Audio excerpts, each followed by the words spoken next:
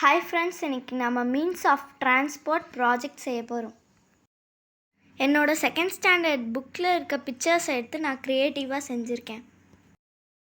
இந்த மாதிரி ப்ராஜெக்ட் நீங்களும் பண்ணியிருந்தீங்கன்னா கமெண்ட்டில் சொல்லுங்கள். இந்த ப்ராஜெக்ட் எப்படி இருக்குன்னு உங்கள் ஃபீட்பேக்கை கமெண்ட்டில் சொல்லுங்கள்.